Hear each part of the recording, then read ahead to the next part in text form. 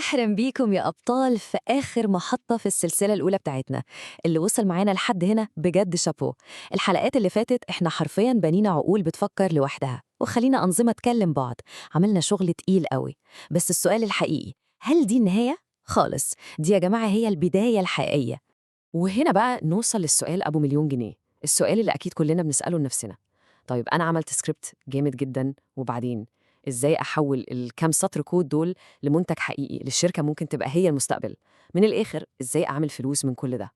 جهزوا نفسكم عشان هو ده بالظبط اللي هنتكلم فيه النهاردة. طيب، جاهزين؟ أول وأهم خطوة عشان نحول الكود لبزنس مش في الكود نفسه، لأ، الخطوة هنا في دماغنا. لازم نعمل شيفت كامل في طريقة التفكير. لازم نتحول من عقلية المبرمج اللي همه الوحيد إن الكود يشتغل لعقلية المهندس اللي بيبني قيمة حقيقية للناس. بصوا كده على الفرق ده.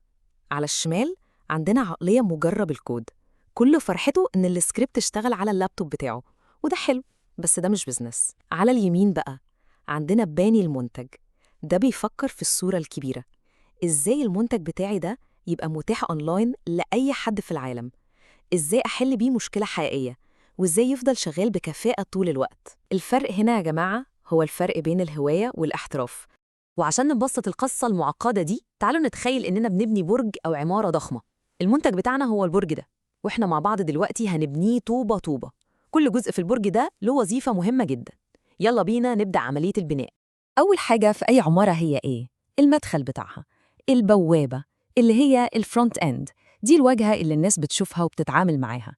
لازم تبقى شكلها حلو، سهلة ومريحة، زي مدخل فندق فخم كده. وأدوات زي ستريملت بتخلينا نبني البوابة دي بسرعة ومن غير تعقيدات. طيب، ورا البوابة الشيك دي في أوضة العمليات قاعد مين؟ قاعد العقل المدبر بتاعنا كله، الباك اند. ده المهندس الشاطر اللي مش بنشوفه، بس هو اللي بيعمل كل الشغل. هنا الايجنت اللي عملناه بكرو اي عايش ومستني الأوامر. هو ده اللي بياخد الطلبات من البوابة وينفذ السحر بتاعه كله في الكواليس. والمهندس الشاطر ده لازم تكون ذاكرته حديد. طب إزاي؟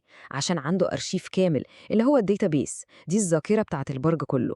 بنخزن فيها كل حاجة عن المستخدمين عشان نعرف كل واحد بيحب إيه وآخر مرة طلب إيه، فنقدر نقدم له خدمة مخصصة ليه هو بس. جميل، بس إزاي بقى موظف الاستقبال اللي على البوابة بيكلم المهندس اللي في أوضة العمليات؟ هنا بيجي دور ال API. تخيلوا كده نظام الانتركوم اللي في العمارة، هو ده اللي بينقل الأوامر من الفرونت إند للباك إند ويرجع بالردود. من غيره كل جزء هيبقى شغال في جزيرة لوحده والبرج كله هيقف. لحد هنا الكلام نظرياً جميل والبرج بتاعنا اكتمل. لكن هنا بقى بتبدأ المعركة الحقيقية على أرض الواقع. المعركة اللي بتفرق بين مشروع بيقفل بعد شهرين والشركة بتنجح وتكبر. معركة ليها طرفين، الفلوس والوقت، أو زي ما بنقول التكلفة والسرعة. في الحقيقة في وحشين لازم نحاربهم كل يوم. الوحش الأول هو فاتورة ال API. كل مرة الagent بتاعنا بيستخدم موديل قوي زي GPT-4 عشان يفكر، عداد الفلوس بيعد. الوحش التاني هو الصبر. المستخدم دلوقتي صبره صفر. لو اتأخرنا عليه كنيتين 3 زيادة هيمشي ويروح لغيرنا ومش هيرجع تاني. وهنا بقى بتبان شطارة وعبقرية المهندس المحترف. الشطارة مش إننا نستخدم أقوى وأغلى موديل في كل حاجة وخلاص، لا طبعاً. الشطارة إننا نعرف إمتى نستخدم دبابة وإمتى نستخدم مسدس. كل مهمة وليها الأداة اللي على قدها بالظبط. الموضوع مش مشكلة، الموضوع عامل زي اللغز الممتع اللي محتاج حل ذكي. بصوا على الميزان ده كده. لو أنا بعمل أداة لمحامي والمحامي ده رفع ملف قضية 500 صفحة محتاج تحليل دقيق، أكيد هنا لازم أستخدم العقل الجبار بتاع GPT-4. التكلفة الغالية هنا ليها سببها. لكن لو مستخدم عادي بيسأل سؤال بسيط في التشات بوت، هل من المنطقي إني أشغل نفس العقل الجبار ده؟ أكيد لأ، ده يبقى اسمه إهدار للموارد. هنا موديل سريع ورخيص زي جروك هيكون هو الحل المثالي. المهندس الذكي هو اللي بيعرف إمتى يستخدم ده وإمتى يستخدم ده. وفي آخر رحلتنا دي في رسالة مهمة جدا، رسالة من القلب مباشرة من مصطفى لكل حد فيكم لسه مكمل معانا لحد اللحظة دي. يا جماعة، الفرص في مجال الذكاء الاصطناعي دلوقتي مش مجرد إنها كبيرة، دي مرعبة من كتر ما هي ضخمة. والهدف الحقيقي من القناة ومن كل اللي بنعمله ده هو إننا كلنا نستغل الفرص دي ونكبر سوا.